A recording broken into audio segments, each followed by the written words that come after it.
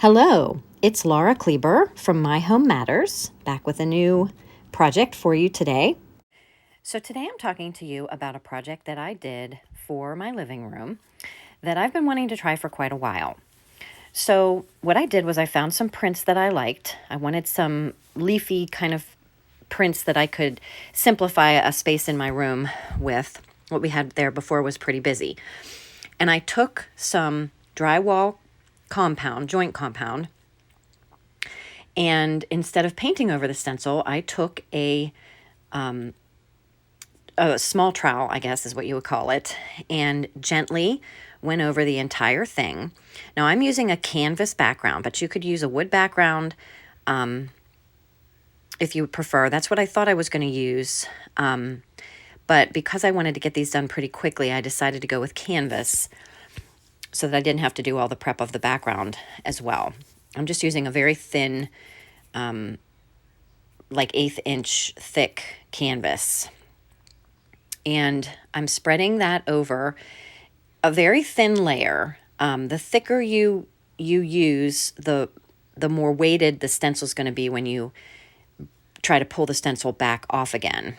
And keep in mind, you may want to take a picture of your stencil prior. That may or may not help. But keep in mind, when you pull the stencil off, you're not going to be able to clearly see any of the spots that you need to still pull up that didn't come with the stencil itself. So if it rips, or if there's like lettering and you have insides of the letters that need to be pulled out, you're going to want to make sure you know where those are, so that you don't paint right over all of that. You want to be able to pull all of the stencil off. So I kept it thin enough that there was some raised texture, but it's often hard to tell. Sometimes you think you don't have a lot on there and that it's not going to look like it's raised, but it's actually more than you think. So when you pull it off, it's actually thicker than you think. But I just made sure that I covered the entire stencil. I wanted to make sure every little piece of the stencil had some covered. And I like the different directions and the different textures that it makes by running that trowel over it. And the little lines that it creates. So because when I go to paint, I like all of that texture because it allows the paint, I used one color only, and it allowed it to look like there were variations in the color. So I'm just getting that little bit at the top there. And then I kind of go back over it. I scrape some back off because there is quite a bit on there, but I kind of go over it, and then the excess I scrape back off into the can.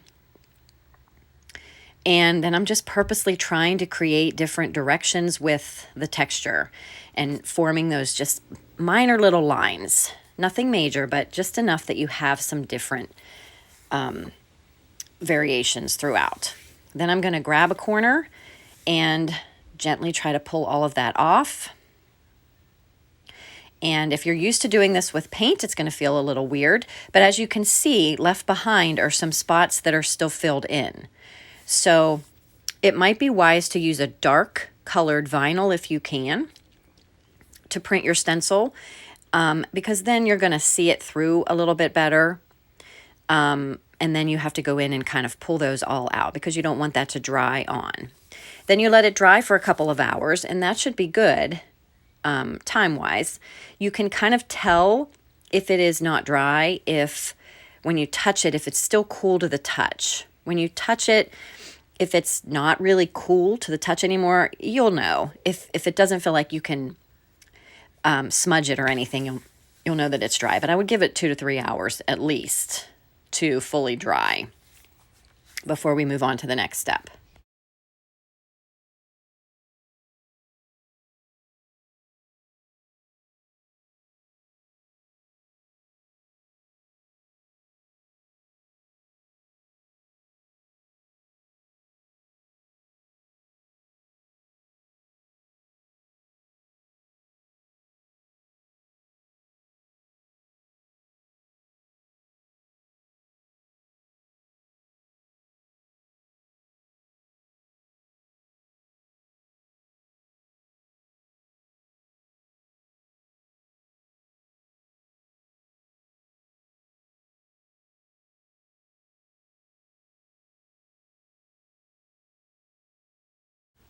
So now it's time for the fun part.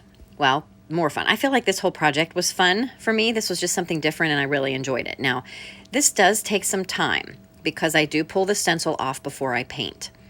But now I took a very thin paintbrush, kind of a flat, but maybe only a quarter of an inch wide, flat brush that's only about quarter of an inch wide, and I took my time taking different amounts of paint on the raised parts of the stencil to really bring that out, make it pop. I didn't attempt to do the sides of the raise because that's just ever so slightly raised. If you try that, you're really gonna set yourself up for probably getting paint on the canvas itself. So I just took my time and very carefully, very gently put varying amounts of paint. In some places I kept it very dry.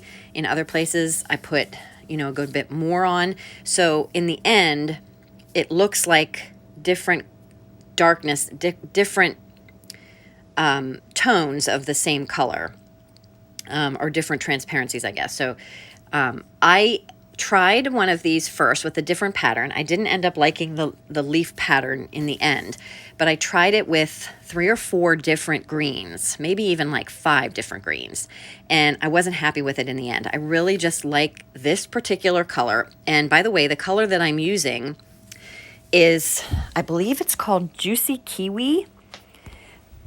It's a Target color. It's one of Target's newer colors. Yes, it's called Juicy Kiwi, and I just kind of like that tone. Some of them can be on the limey side, some of them can be too dark. You may like the darker color, but this was the color I chose. So then, once you have all of your prints painted, then I took some 1.5 inch, 2-inch strips, I don't know what they were, pieces of pre-cut poplar that I found at Lowe's, and cut them down. My canvas was 18 inches wide, so I cut my pieces down to 19.5 inches so that they overlapped overhung about 3/4 of an inch. I cut holes about 1/2 of an inch in on each end, just enough so that they would be past the canvas on each side. Glued, and well, first I stained them, drilled those holes, and then I glued with wood glue and used my pneumatic stapler to staple them on. And I bring the canvas almost all the way up to the top edge of that piece of wood, and that kind of gives me an eyeball line of keeping it even.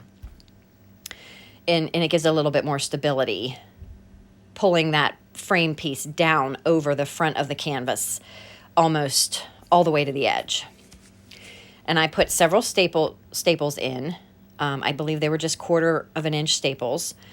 And then the glue will help as well. And then I did the other side. So the whole piece, the one that you drill the holes in, goes at the top, and the solid one goes at the bottom. Just be careful if you're going to use a pneumatic nailer.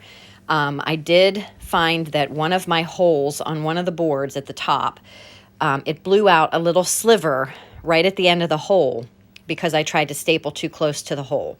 So I had to re-glue that piece back in. But I follow the same process for all of these prints, and then I will add the twine.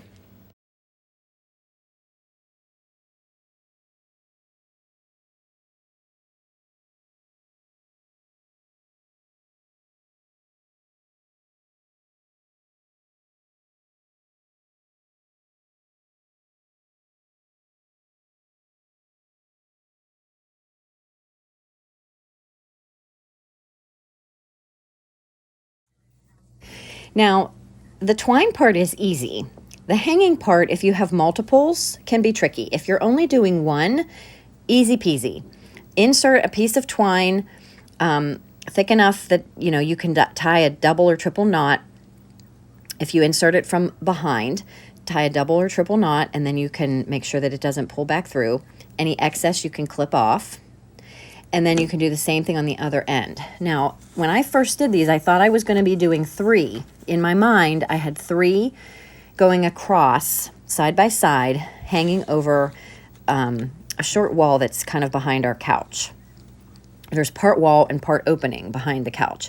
So the tricky part for me was going to be getting them hung so that the twine was exactly the right length so that they could all be hung at the same height.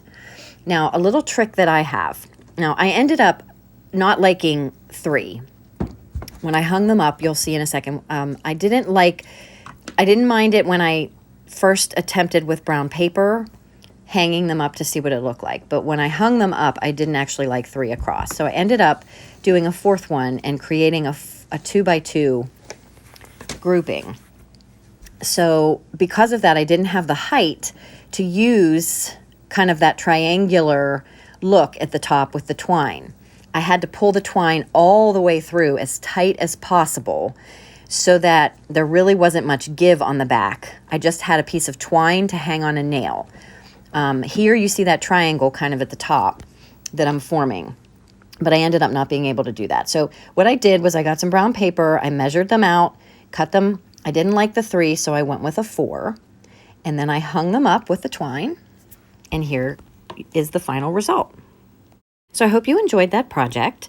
Each Thursday, I try to post a new YouTube or blog post for Thursday Thoughts. You can follow us on social, but first of all, please make sure you're subscribed to this channel, and that way you can watch every week. Our social media, you can follow us on Facebook at My Home Matters LLC, and you can find us on Instagram and Pinterest at my_home_matters. Have a great week.